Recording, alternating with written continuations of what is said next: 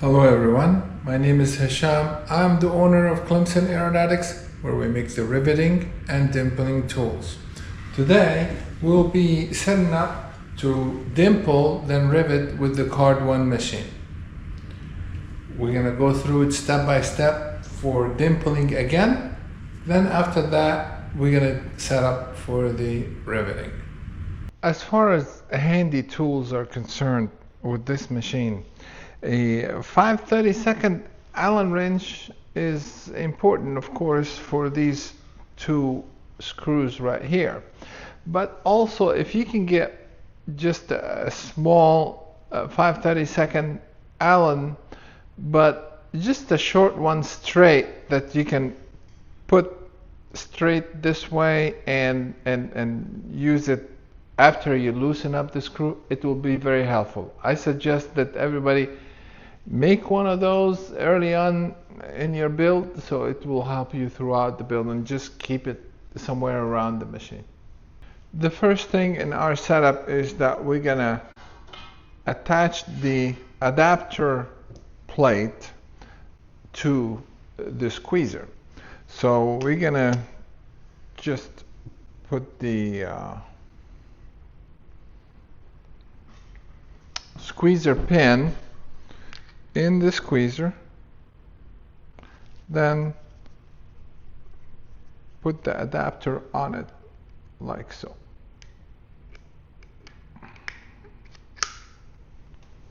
And you have to look inside to make sure it did not twist around to the side or something like that, which I just did that, by the way. So it needs to be aligned straight inside, and that could happen to you also when you're putting a yoke on your squeezer. It would make things difficult for you, so it's the same thing. But anyhow, you put your pins through it,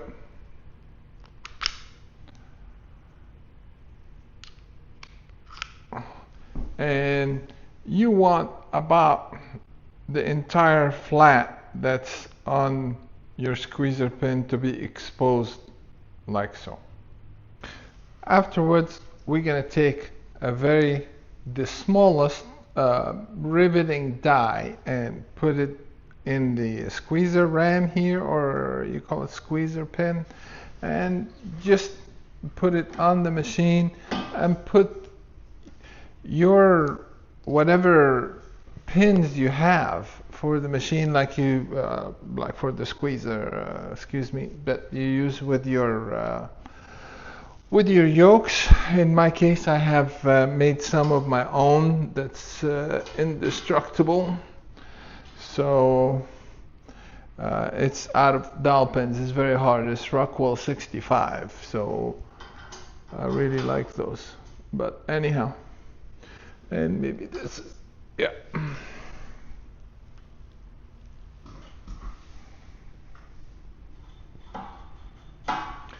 And what I did is, after I put it on here, I just made sure that there is a little gap between that riveting die and the top of my ram.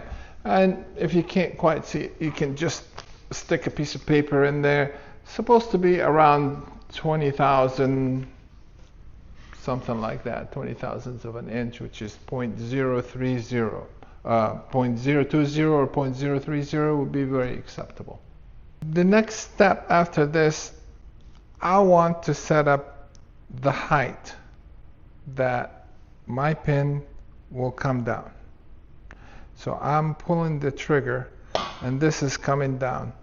I am going to unscrew the pin till it touches bottom, which is like the two dies is touching each other. And at that point, I'm going to let it go. Now, if I pull the trigger, these two dies will come down and meet together and touch. I want it to come down even further, so it would give it a little bit more force while I'm dimpling. I'm gonna turn it around. I'm gonna turn one turn. One turn makes it go down about 70 thousandths or so. And I have already made a mark on the nut right here with the blue marker here. I'm gonna turn it that way till the mark comes to me again. Now I'm holding the pin right here and I am screwing the nut inside here to the shaft. So I screwed the nut on the shaft and I just want to just tighten up just a little bit so it doesn't cut itself loose. So now every time I pull the trigger, this will come down and touch each other and actually put pressure where this head is going to come up. So that's preloading. My plate is still loose and they are not aligned, and there's a reason for that. When you are tightening the pin with a 1/2-13 thread, by the time they get engaged, the pin could be crooked a little bit. It's a minute amount that you can't actually see, but just in case, I don't want to tighten this up a little to its final position yet, but I want to get this height established first and tighten this nut. And now I'm gonna align the plate with the pin through the dimple dies. So, but now when I come down, I have to come down slow because it's not aligned perfectly right now. So what I'm going to do, I'm going to come down with the squeezer really slow. See, he just moved and it came to the perfect spot, and you can see the head actually came up. And while I'm holding it down, I can tighten this screws right here, these two screws. This is one, and this is the other. Now the dies are perfect. That's the final position for the dies. I know they are on top of each other. And you can see the head is coming up, which indicate there will be a lot of pressure if I put a piece of aluminum in between them. Here we go.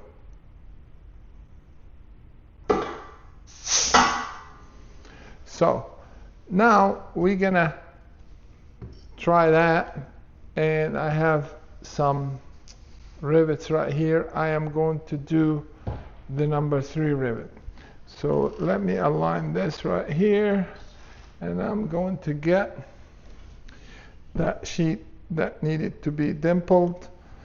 And this is one of the good things. I have lined up. You see, I am too close to the edge of the table. I can move the table. I can get them closer together. And I can move the squeezer back and forth. So now everything is ready.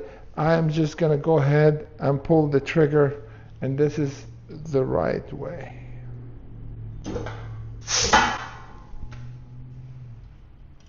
And this is what I got.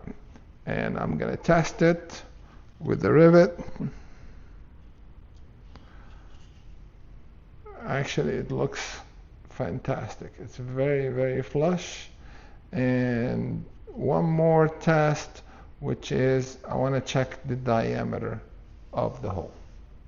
Well, folks, I cannot say enough about this, about the diameter of the hole.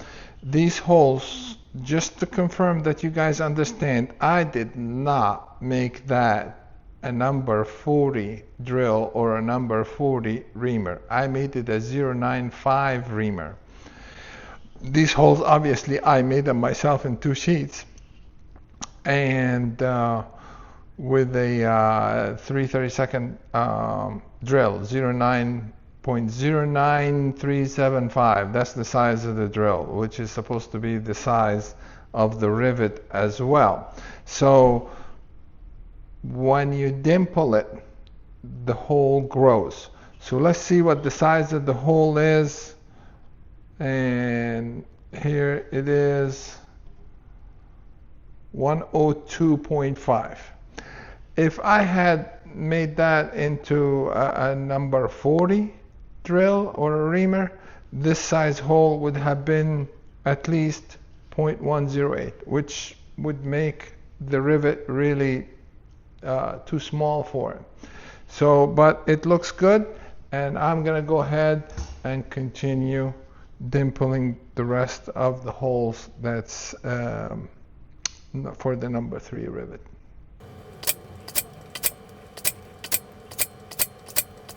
I have some holes to dimple that is a number 4, so I'm gonna go ahead and swap the dies.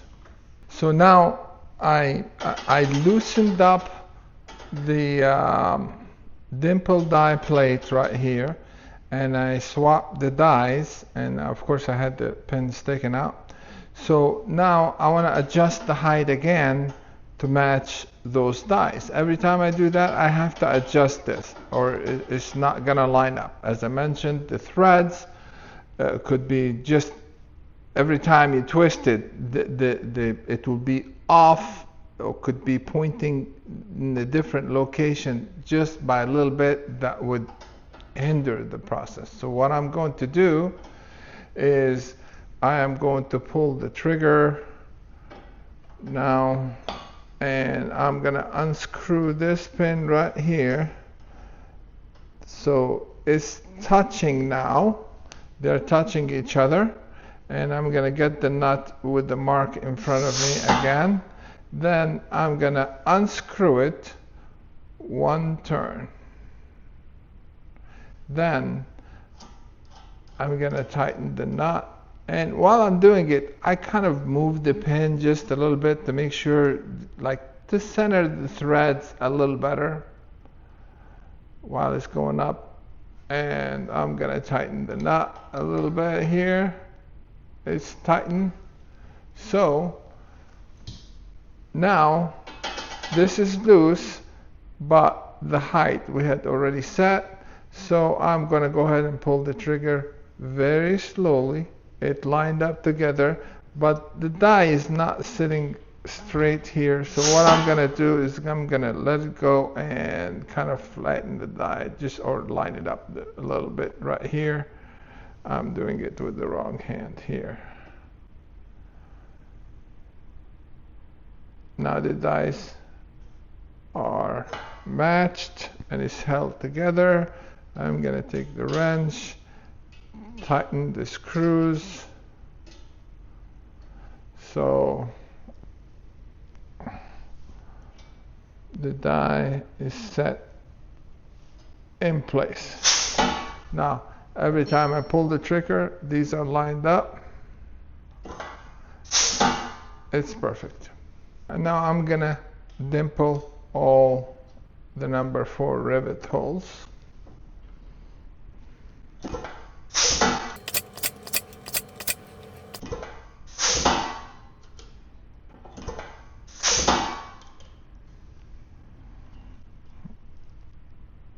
Before I rivet 2 pieces together, and there is 2 different types of rivets, I want to check the number 4 rivet that I just dimpled right here to make sure. I have done this before last time, so I know my dies really well.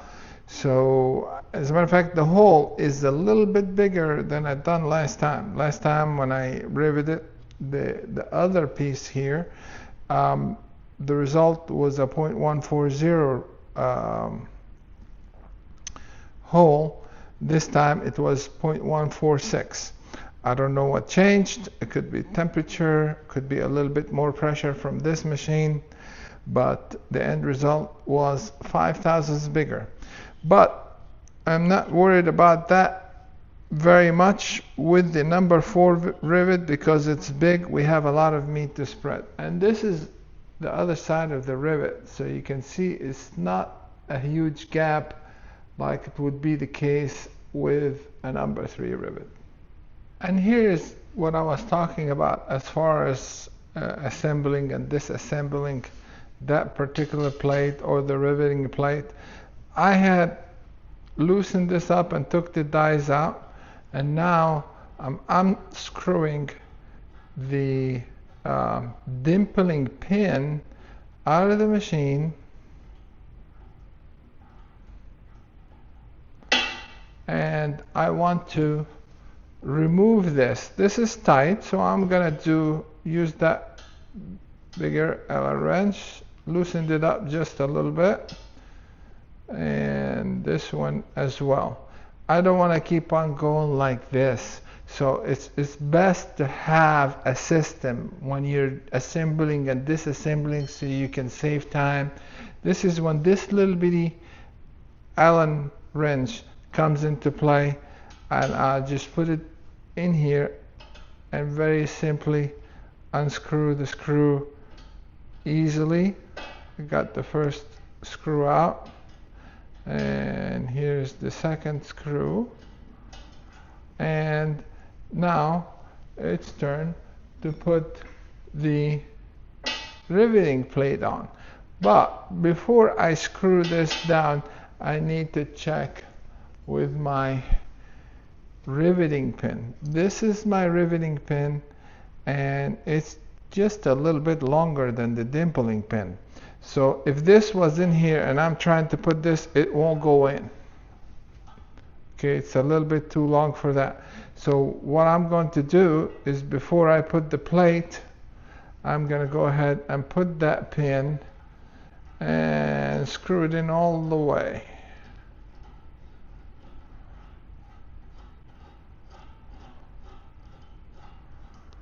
Okay, screwed it in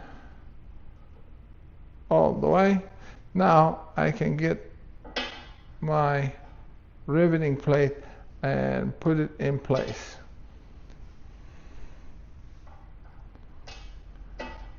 And again, use my little straight Allen wrench and kind of screw this down all the way till it touches, because the location is not really important at this point because you're not lining up any dies. So, and this is the second screw right here, and it would be nice for it not to move, although there is no side pressure on it, but it would be nice for it not to move. So I'm just going to tighten it just a little bit here, give it a little squeeze. So now my riveting plate is in place, and my riveting pin is as high as it's going to be, and when I pull the trigger, it will go down as low as it's going to be. We need to stop here and explain something real quick. What if I want to come up a little bit more? If I want to come up a little bit more, if we look over here, the RAM here still have about 150 thousandths or so. So I can go in with the adjustable RAM a little bit and loosen up these nuts and come up away from it a little bit. So what I'm going to do is I'm going to take this tool right here. It's just a pointy little thing that I use when I'm trying to get the, like if I drill out a rivet or something, I can, after I drill it, I can do this to snap it off. So what I'm going to do is I'm just going to pull this a little bit, and I am going to make the RAM on the squeezer go in. The other alternative, so I can do this to do that. The other alternative, which is really easy when it comes to the Card1, is to just simply remove the forward pin, and this will come out, and I can just twist this and make it go in a little bit. So I did that, I can put the pin in place again. Now there is a nice gap here, so I can come up actually with that shaft. The only thing that's holding it from going up is this nut right here. So I'm going to loosen up these nuts by just pulling down a little bit on it and going like this. So now I'm again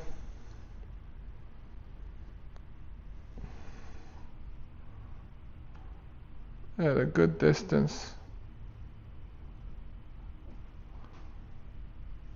from the riveting plate, and the riveting die is up here, and I'm a good distance from that. Now that I adjusted the height here, I can pull the trigger and I can see I have a little bit of distance right here.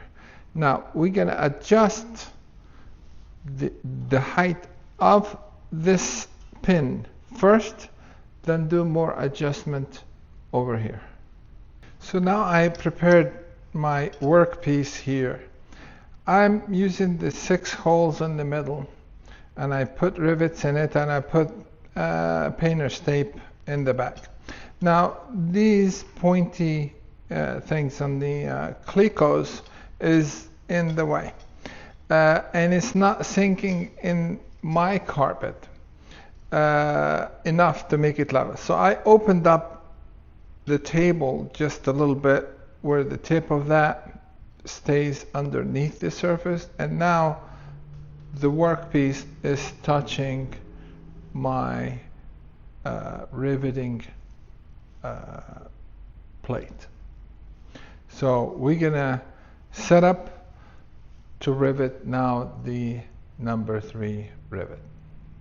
At this point, I think it is important to understand how it is calculated for a certain hole, a certain length of that rivet. So we have like number 3-3, 3-3.5, 3-4, and so on. So the standard formula to calculate how long the rivet is going to be is 1.5 times the diameter of the rivet plus the material. My material here is 2 pieces of 0.025. So the thickness of both materials together, the 2 pieces, is 50,000. The rivet diameter is 0.094 multiplied by 1.5. So it's 0.140 plus 50,000. The result is 0.191. So when we check the number 3 rivet and check the length on that and see is exactly about 187 thousandths. So we're short 3 thousandths of an inch. So again, there's other diameters that we're concerned of. The size of the shop head, the diameter, and the height. Now if we start with a rivet that is shorter than it is supposed to be, we're definitely not going to get the diameter on the shop head and the height at the same time. So we either have to squeeze it and then we're short on height, or not squeeze it enough and we don't get the diameter at the perfect size. So in this case right here, I had to use 3-3.5.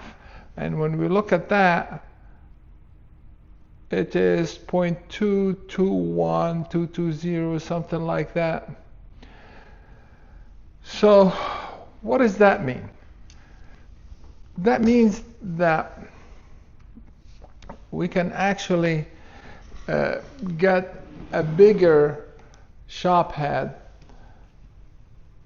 and a little higher in height. The shop head would be a little higher, and the diameter of the shop head is a little bit more than the minimum. So you need to think about the shop head as minimums, not maximums. So this extra 30,000 and I have in the material of the 3.3 or the 3-3.5 rivet is gonna allow me to have a bigger shop head and maybe a little thicker shop head as well. That's how we determined that. Folks, if you look closely at this formula, I want you to notice something that's important. The length that we have established that the rivet have to be is 0.191, which is the result of 1.5 times the diameter of the rivet plus the material that we're riveting.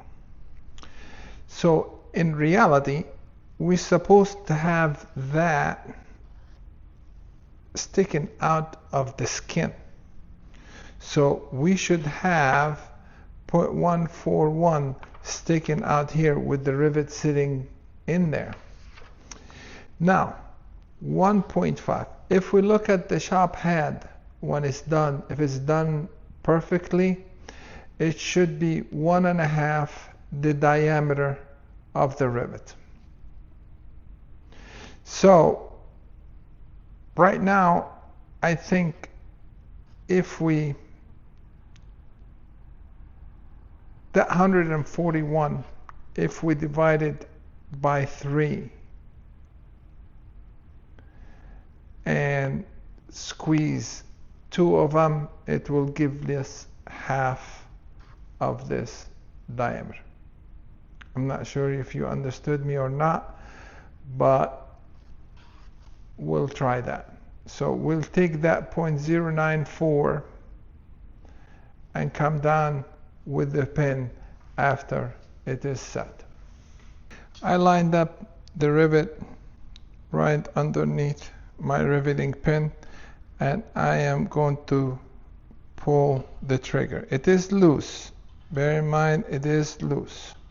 So what I'm going to do is I'm going to pull the trigger. It's pulled all the way now. The plastic piece is touching the material and it's pinning it down. I want to unscrew this pin till it touches the top of my rivet. So I'm going to do that while I'm looking underneath here. Now I am touching the rivet. I am going to bring my mark forward, and I think I wiped it off, so I'm going to make a new mark. And so now I had unscrewed my riveting pin till it touched the top of the rivet, and I'm going to let it go back out. So now every time I pull the trigger, it will just come down and touch the top of the rivet. Now I want it to go down further than that. I want it to go down the 94 thousandths. My thread here is 1/2-13, which translates to something like 70 thousand. So if I turn this one full turn, this pin, every time I pull the trigger, will come down 70 thousandths more than what it is right now. So here I am making another mark on the front of this knot right here, and I make sure that it doesn't move. And here is the knot. So is the 70,000 enough? No, it is not enough. So I want to go down another 20,000. At this point, I'm just going to make a little bit of adjustment here and the rest up here. So I went down 70,000. I want to go down another 20,000. So 70 divided by 20, which is roughly a third. So I'm gonna, this is just temporary numbers. The final numbers is going to be adjusted up here. So I'm going to turn this a third of a turn. So let's say I'm going to hold the pin in place and I'm going to move the nut itself to about a third of the direction, which is about that much, and I'm going to move it out till it faces me. Now I did a third. So I unscrewed it a turn and a third. So now I'm going to tighten the nut and use my wrench to squeeze that in place. We will now rivet the first rivet and just to test it out and see what kind of result we got. And we'll do it somewhat slow.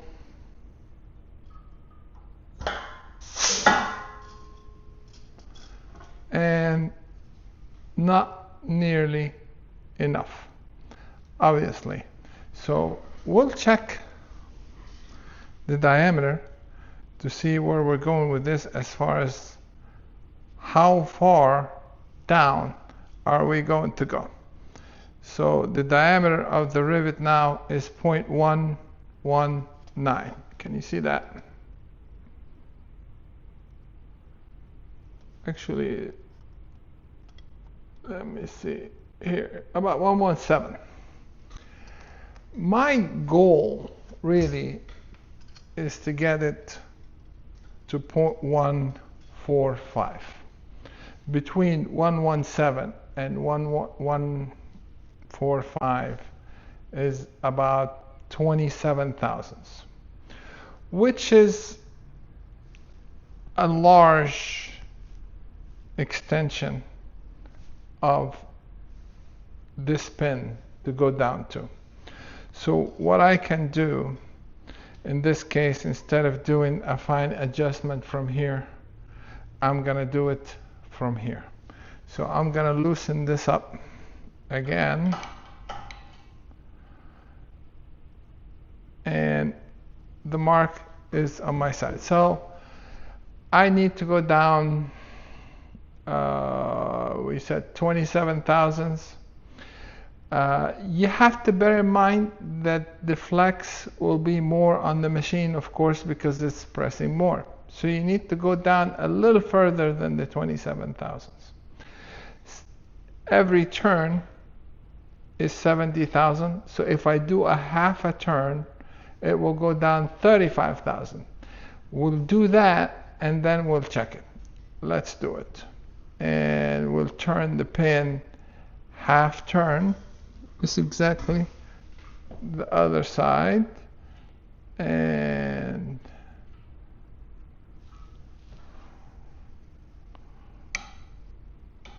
we'll do it again and see what the result is. And as we're going down slow so it doesn't work harden.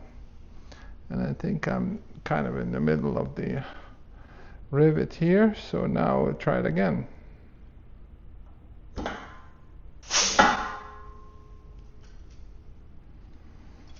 Now we'll check the rivet one more time.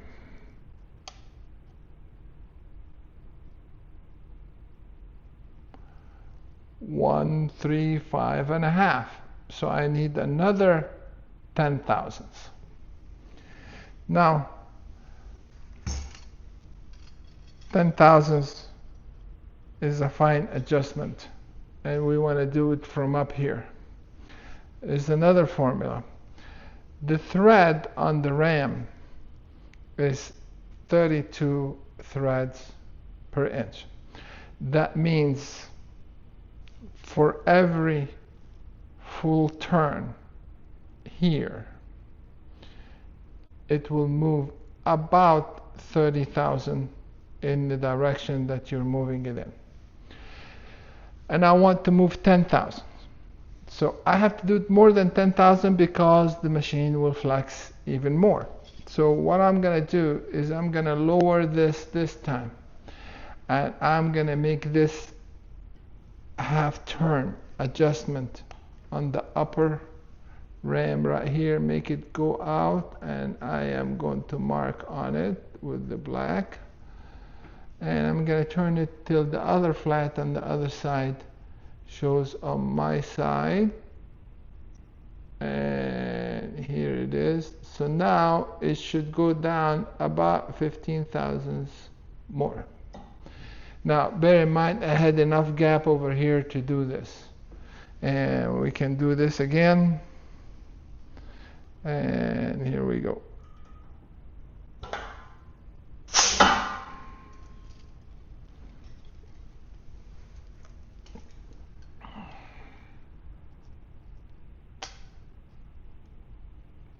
Now I'm at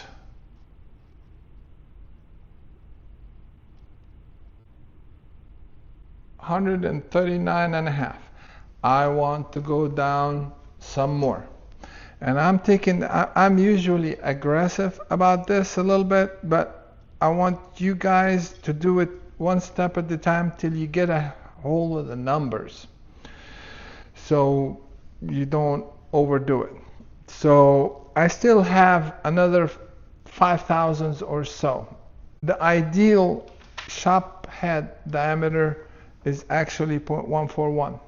So I'm very, very close to it. But I have enough material to make the shop diameter a little bigger. So I am going to do another half turn to go down 15 thousandths. And also something to think about, that you could have worked hardened the rivet.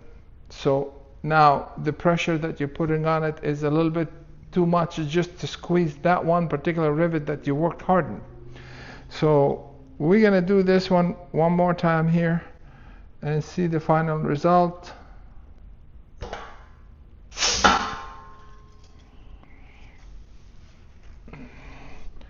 And check the diameter.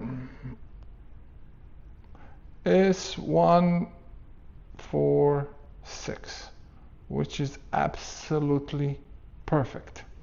So let's squeeze one more rivet and see what we got. The one right next to it, I can't see really well. My new glasses, and here we go.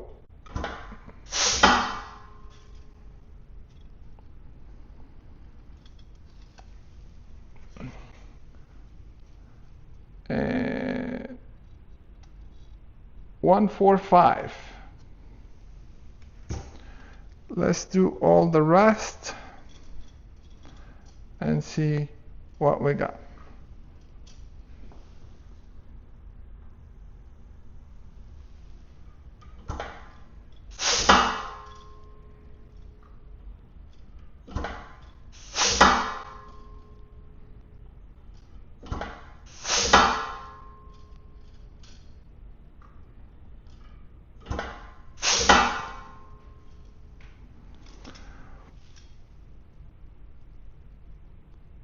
Let's see if we can show you guys those rivets.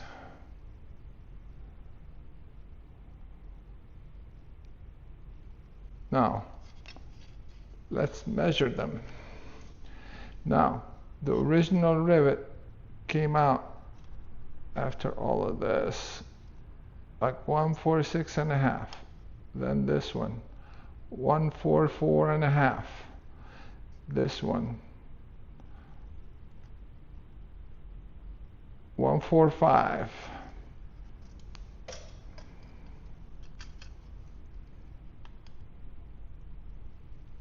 One 145.5.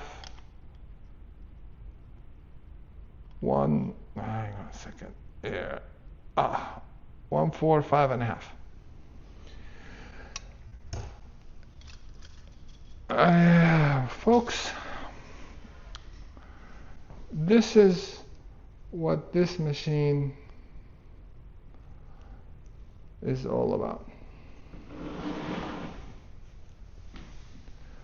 Once you tune it up like that with the first rivet, then you test the second rivet and measure it again.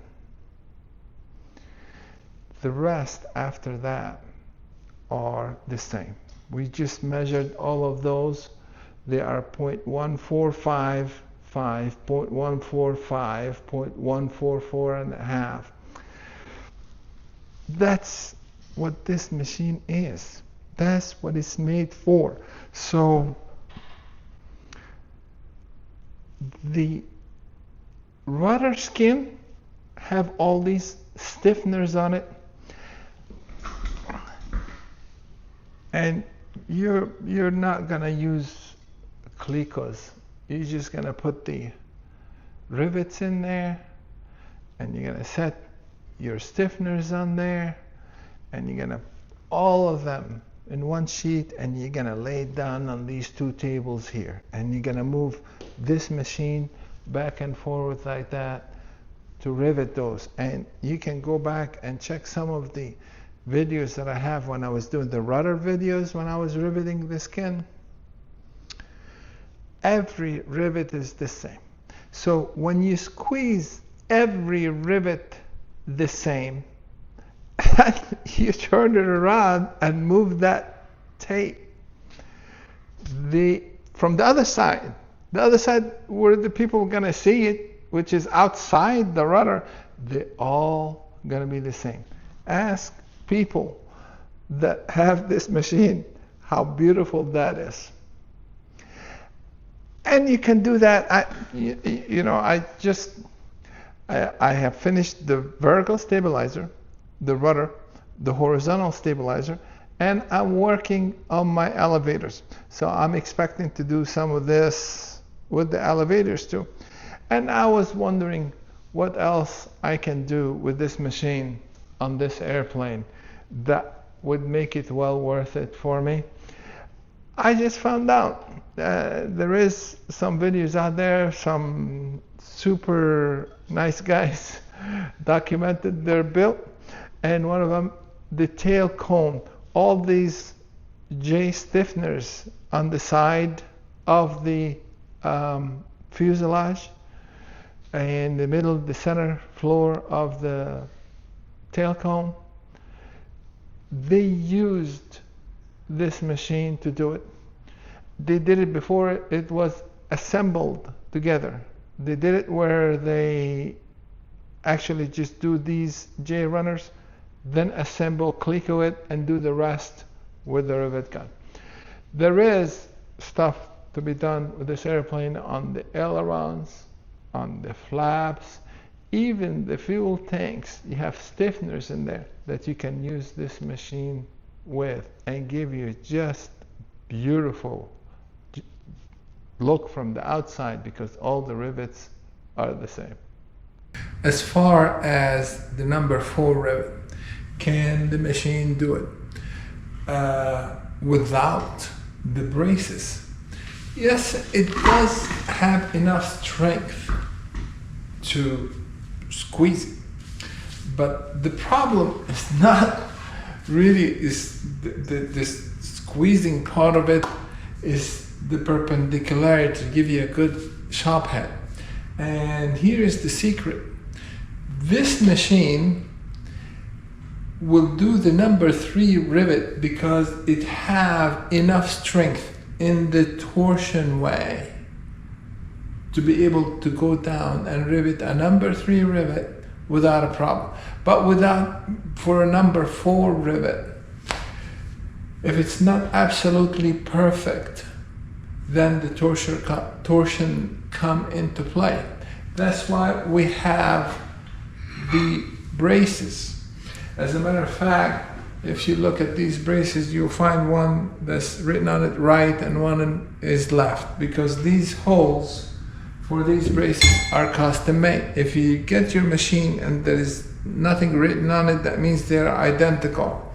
But if it comes out a little different and you see a right and a left, please don't mix them up. The right goes here, the left goes here.